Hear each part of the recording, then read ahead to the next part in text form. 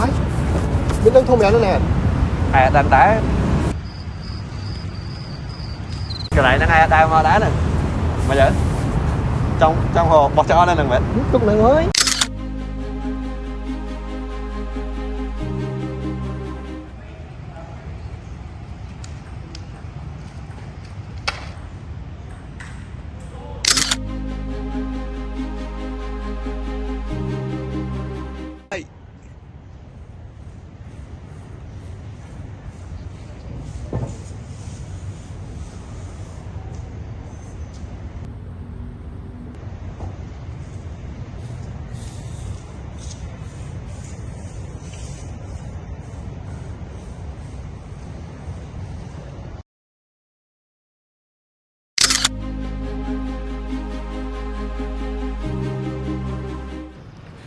Đãក្រុមពួកយើងបានមើលឃើញថាបញ្ហាសម្រាប់គឺជាបញ្ហាដែលប្រជាពលរដ្ឋតែងតែមើលរំលង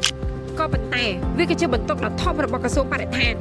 ដែលតាមរបាយការណ៍របស់ក្រសួងបរិស្ថានលោកបានចំណាយថវិការាល់ឆ្នាំនីមួយៗដើម្បីដោះស្រាយទៅនឹងបញ្ហាដែលតាក់ទងទៅនឹងសំរាមដែលបានចំណាយថវិកាទាំងនោះទៅលើការបង្កើនធំសំរាមនិងការបង្កើនបុគ្គលិកសម្អាតដែលនៅក្នុងឆ្នាំ2022ក្រសួងបានចំណាយថវិកាចំនួន 1.9 លានដុល្លារក្នុងការដោះស្រាយបញ្ហាទាំងអស់នេះក៏ប៉ុន្តែលទ្ធផលអាចគ្រប់គ្រងបានត្រឹមតែ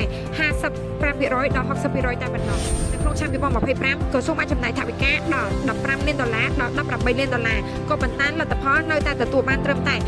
75% ដល់ 80% ដដែលបើធៀបទៅនឹងឆ្នាំ2022ក្រសួងបានចំណាយថវិកាចំនួន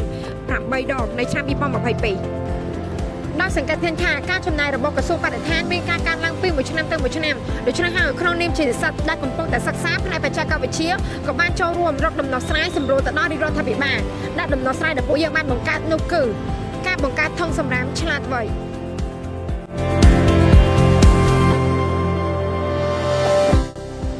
មកងារនៃធុងសម្រាមឆ្លាតវៃដែលពួកយើងមាននោះមានដូចជាការបំពាក់ប្រព័ន្ធ GPS នៅក្នុងធុងសម្រាម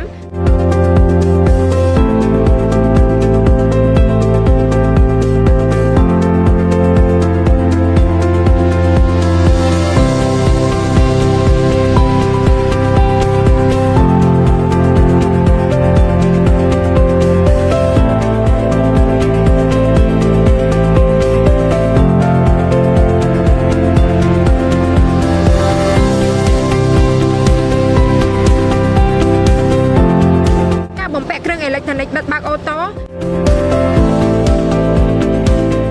ការដឹងអំពីបរិមាណនៃកម្រិតសម្រាមការផ្ដល់ដំណឹងដល់អ្នកសម្អាត